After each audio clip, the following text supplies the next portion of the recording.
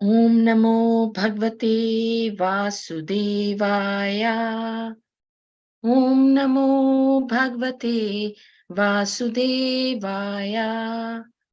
Om Namo Bhagavate Vasudevaya. Reading from Srimad Bhagavatam 3.5.29. That is the third canto, fifth chapter, text number 29. So let us get started. Mahatattvad vikurvanat aham tattvam vijayata karyakarana kartatma bhutendriya manomaya vaikarikas tejasascha tamasas chetyaham trida.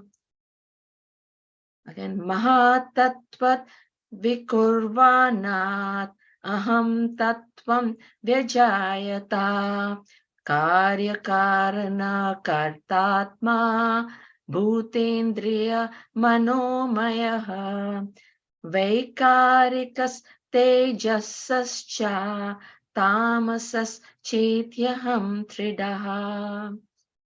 So the synonyms are Mahat, the great, Tattvat, from the causal truth, Vikurvanat, being transformed, Aham, false ego, Tattvam, material truth, Vyajayata, became manifested, Karya, effects, Karana, cause, Kartar, doer, Atma, source or soul or source, Bhuta, material ingredients, Indriya, senses, Manamaya, hovering on the mental plane, Vaikarika, the mode of goodness, Tejasa, the mode of passion, Cha, and Tamasa, the mode of ignorance, Cha, and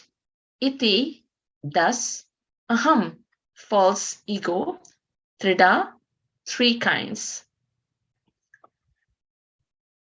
So now we can go to the translation and purport by His Divine Grace, A.C. Bhakti Swami Prabhupada, A.C. Bhakti Vedanta Swami Prabhupada.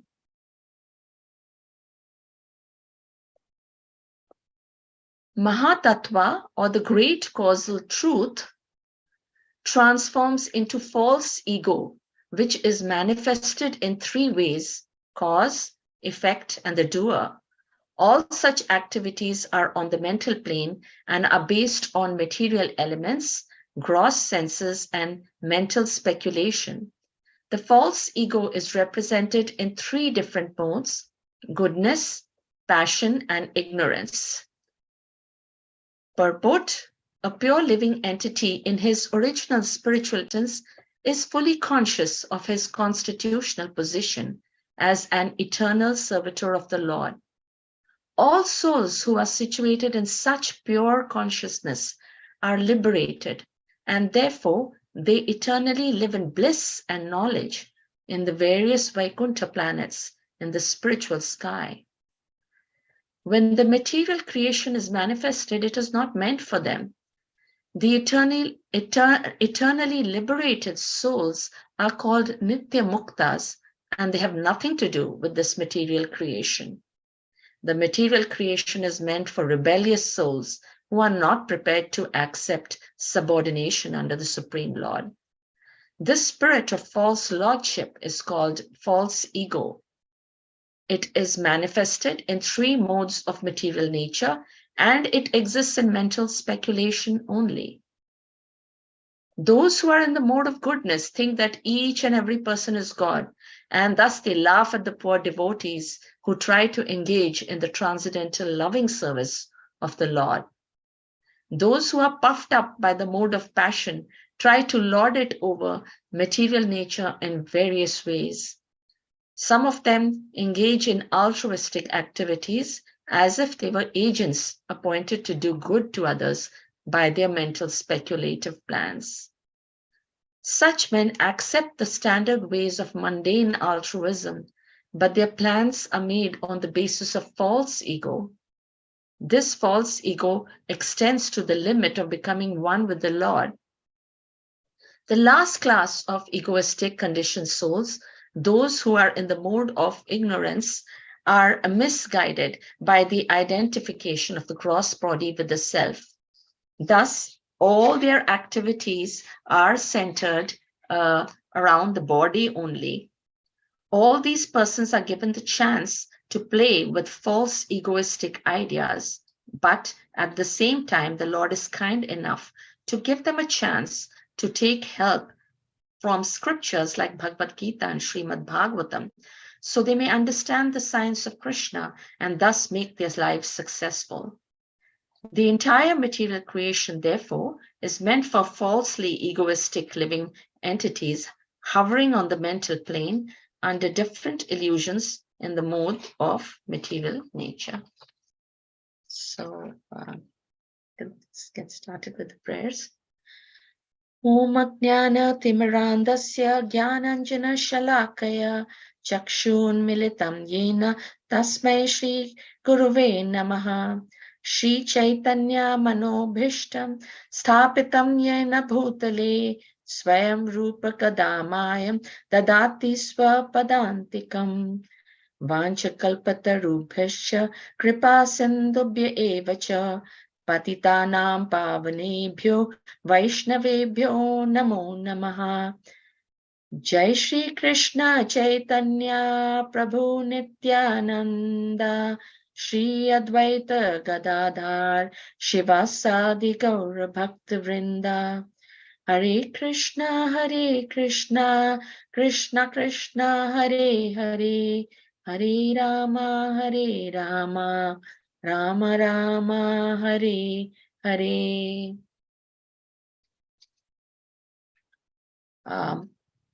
So let's get started. Once more, we are reading from Srimad Bhagavatam, 3rd canto, 5th chapter, text number 29, and we can just read the translation. Mahatattva, the great causal truth, transforms into false ego, which is manifested in 3 phases: cause, effect, and the doer. All such activities are on the mental plane and are based on mental elements, gross senses, and mental speculation. The false ego is represented in 3 different modes: goodness, passion, and ignorance. So we see over here, the title of the chapter is actually Vidura's talks with Maitreya. So just to give a little bit of a background, Uddhava has directed Vidura to go to Maitreya, and take some advice. Of course, Vidura is already a perfected soul, but this is more for our teaching us how we need to go to elevated spiritual personalities and learn from them. So Vidura meets Maitreya in Hardwar and asks a series of questions. And the first question which he asks is very, very interesting because it deals mostly with the common man. And Vidura asked the question, that how can we mitigate distress? Because in this material world, everybody is distressed. They're engaging in fruitive activities. They're looking for happiness. They don't find even happiness. They're not satiated. Neither are they detached, and rather their suffering keeps on increasing.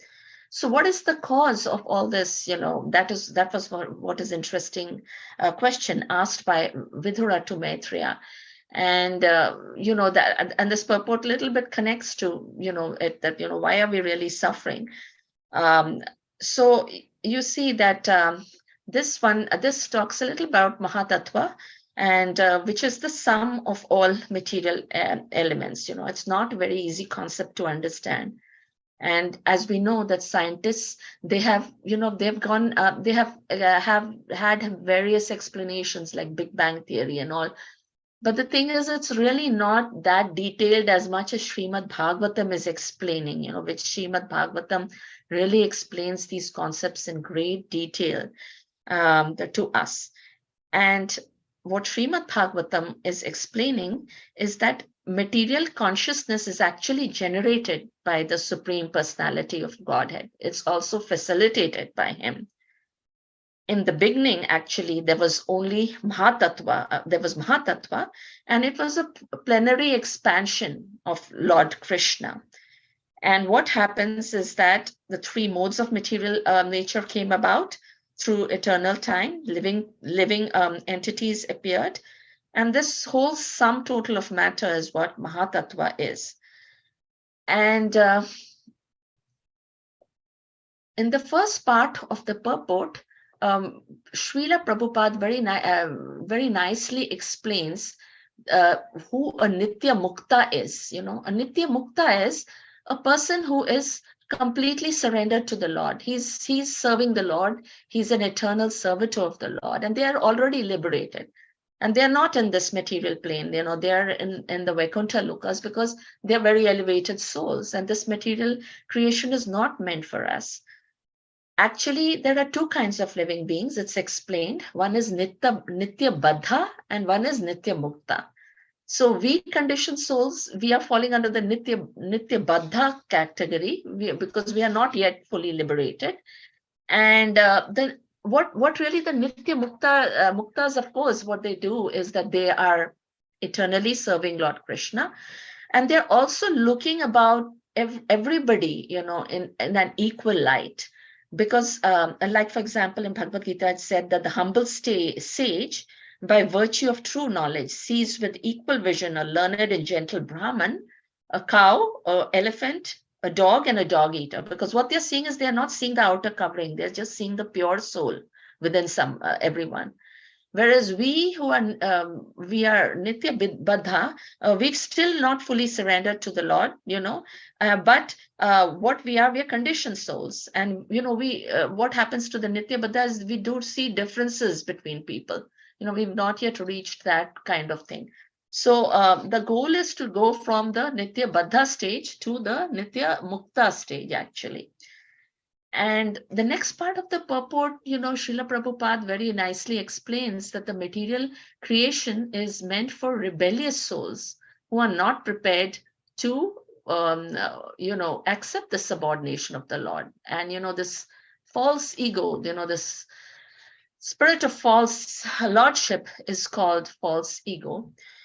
So if you go to see it, that if we have to understand a problem, we have to go to the root of the problem. Like, we go to doctor, the doctor what the doctor does. He or she treats the symptoms, Sometimes the doctor does that, right? And then what happens is then when the symptoms disappear, they may reappear again, right? So because you may not have gone to the deep root of the problem. And, some of the homeopathic and preventing medicines and, Ayurveda and all, sometimes they try to go to the root of the problem. So the same thing is, what is really the root? We have to fix the root of this problem. Why are we suffering over here in this material world? We are basically suffering in this material world because we are living under this material consciousness. And and we are under the impact of false ego. And this false ego is working with the three modes of material nature and getting different types of consciousness, which is all material. And so what happens is, it's said that the material creation then becomes a ground for rebellious souls who are not prepared to accept subordination of the Lord. So you may be thinking that, okay, fine, I am a devotee and I'm praying to Lord Krishna, and I'm actually not a rebellious soul. But that's not the only thing of the rebellious soul. It's not that you have to be an atheist in order to be a rebellious soul. You can also be a rebellious soul because you are catering to material sense gratification, and you are not really using your senses all the time to satisfy Krishna's senses. And if we examine ourselves honestly, in our workplace and everywhere else, we still have like, okay, I am the doer kind of mentality in certain times.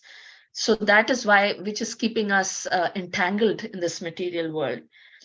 And, some of you must have gone to Chaitanya Charandas, lecture in the weekend. He very nicely described false ego. It's a lack of, it's self-absorption basically, and we are always under this influence that we are the body and we are so and so. So and of course there is a very good example over here about how false ego can be even under the mode of goodness. It can be under the mode of passion and the mode of ignorance. So in the mode of goodness, of course, we try to, engage in devotional activities, and we try to be happy, and, we're trying to do good things and so on. But Srila Prabhupada says that even in the mode of goodness, even liberated souls, actually even very highly liberated souls get trapped in this false ego in some ways, because he says that he gives an example of those who are in the mode of goodness. They start thinking each and every person is God, and they are not really, that is a wrong conception. And, Srila Prabhupada always said that, they start thinking, Aham Brahmasmi, like I am the eternal spirit. And so this Mayavadi and impersonalistic philosophy, that is, because the thing is, you are God, you have a portion of God, but you are really not really God, as so the thing is, of course they laugh at the pure devotees, Srila Prabhupada mentions, because they say that, you yourself have a capability of God. And this kind of reminded me of Bhagavad Gita 15.7, verse, which is Mamai Vamsho Jiva Loki Jiva Bhuta Sanatana Manasasthan Indriyani Prakriti Sthani Karsati. That is, the Lord says that the living entities in this conditioned world, they are my eternal fragmental parts. And due to conditioned life, they're struggling very hard with the six senses, which includes the mind. I mean, the Lord has clearly said that, that we are in the conditioned stage, and that we are actually just as fragmented souls. That is, every living, fragmented part, that is every living entity, an individual soul, he says, has his personal individuality and a minute form of his independence. And when we misuse that independence, we are conditioned. And when we have a proper use, then we get independence. So we are not like, we have a minute part of, we only have a minute part of the qualities, fragmental part, but we cannot be God. God is God. God is supreme. So that is the mistake which, some of the people in the mode of goodness also start thinking, okay, I have the soul, I'm God. But that's not the right conception. And then Srila Prabhupada talks about people in the mode of passion who are all, some of them, and he says that such men, they go to like altruistic activities. But the problem is, the thing is about charity is one has to be very careful about what is the attitude with which you're giving the charity, or what is the attitude you're going with this altruistic activities. And most of the, if you look at the attitude, most of them are like, okay, I have so much of time or money and I'm doing it and I'm so great, and, and I'm able to do it. And it's just your own feeding your ego in some way. Or it may be that, okay, someone asked you and, you want the name on the board. For some people, that's a big thing. So, so even in the name of altruism, like a lot of things are underneath, if you dig, then it is false ego. So even for charity, you have to really examine what motive it is being done under. And the last class, of course, is mentioned over here, is in the mode of ignorance, ego in the mode of ignorance. That is, you are having that I am this gross body. And so all the body, everything is under the body itself. Let me please myself and so on. So all this is actually, that is actually what is going on. And so the ego then becomes the cause of the bondage, because we are supposed to satisfy Krishna, but somehow or the other we end up satisfying ourselves. And so that becomes a problem, and that is what keeps the living entity bound. And then, but how, like so in this conditioned life, we are bound with these three modes of nature, and ego is acting. But this, in the spiritual world, all these modes of material nature we have has been transcended. So how do we reach the point from where we are struggling with all these gunas, and then we are going to go to the spiritual world?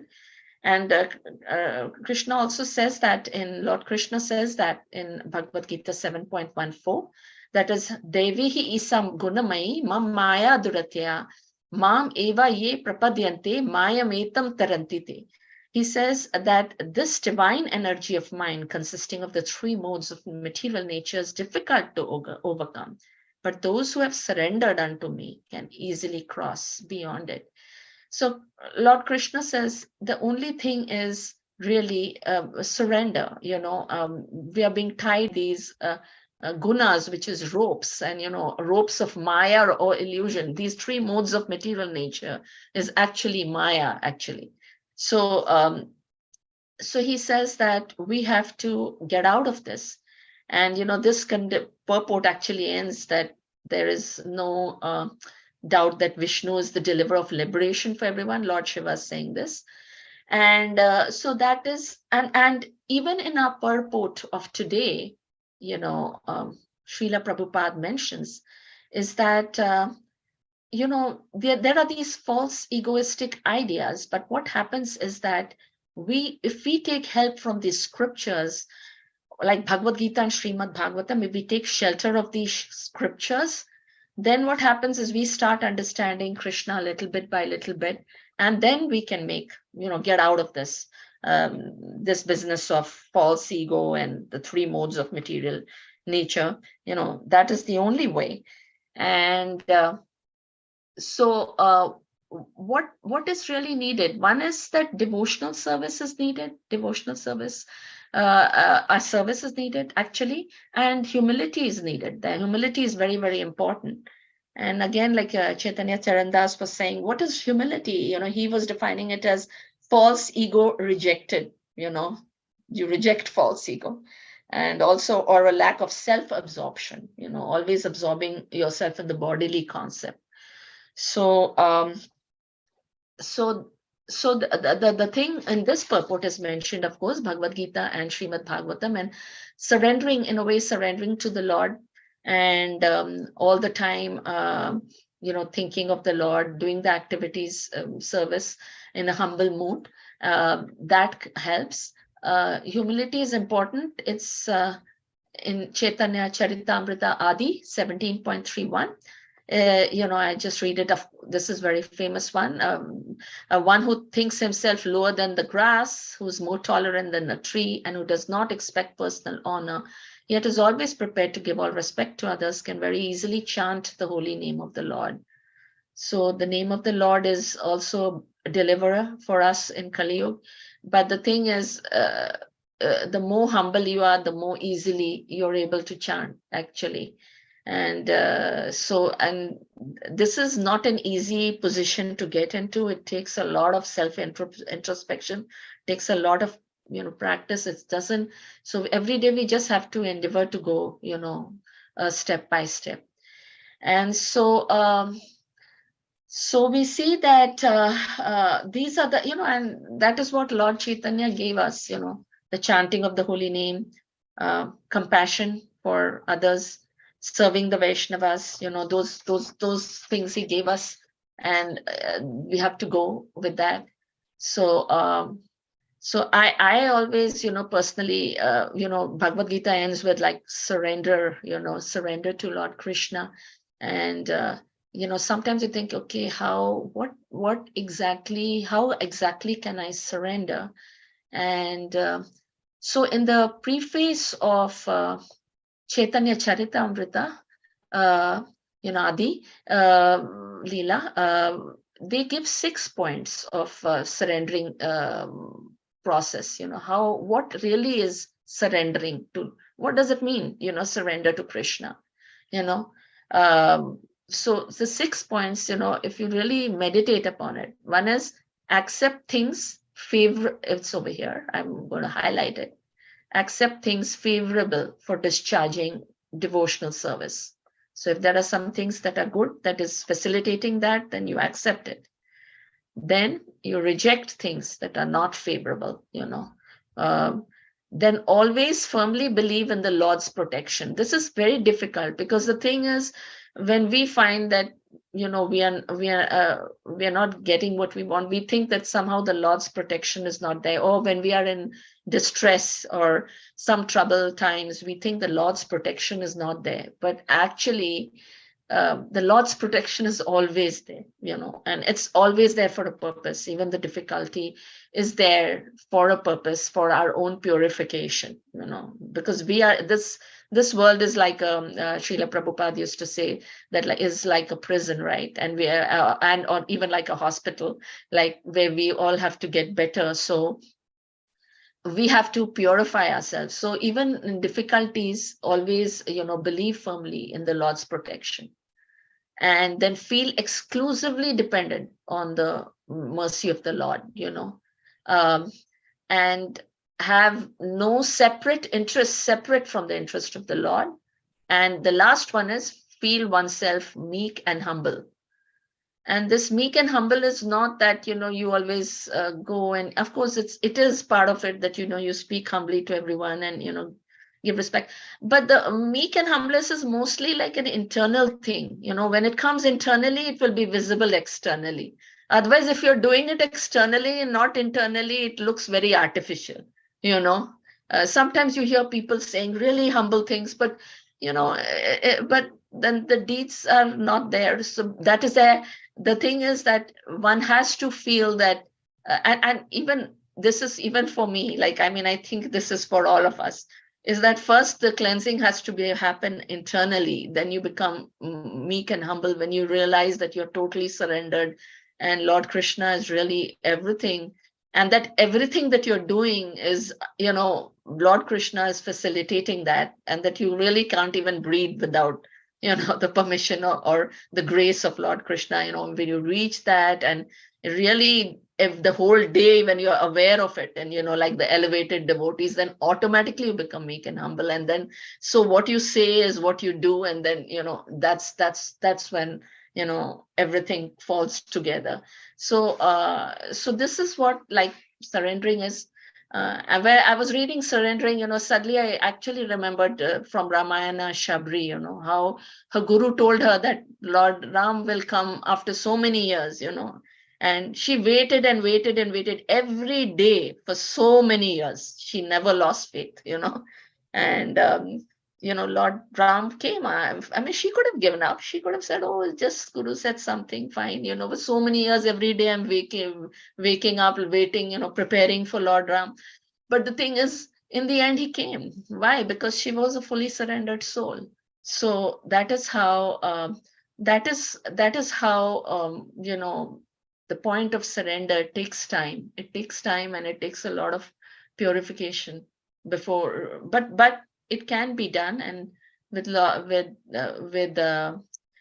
attempt. And then, of course, once you're making a sincere attempt, then of course the grace of Lord Krishna is also there, with people who are really making effort. So so that is what the surrender really means. Some points about surrender. And even we see very quickly, of course, I'm not going to go into detail because I think we're running out of time here.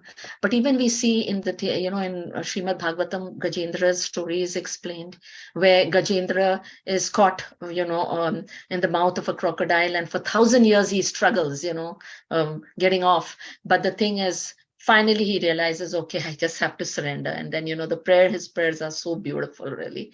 And then the Lord comes to help him, even though he, for so many years, he fought, first, of course, he was depending upon his wives and his children to rescue him from the crocodile. They couldn't. And then, he's trying by himself and becoming weaker and weaker. And the crocodile is just holding on to his leg like anything. And then finally, he remembered prayers of his past life, and he says, he just tells the Lord that, I am nothing, and that, everything is you, and he goes through this beautiful set of prayers, and that's when the Lord comes.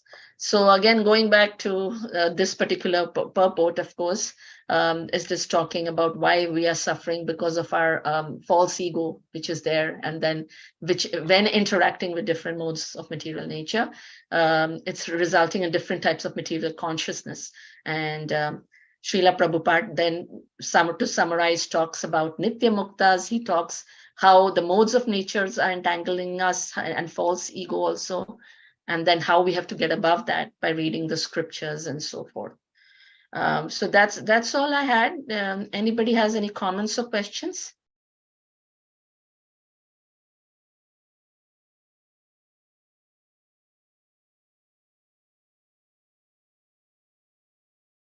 Okay, if none, then I would like to close today's topic, and thank you so much for attending. I really appreciate it. And let's conclude now. Srimad Bhagavatam ki jai. Hare Krishna.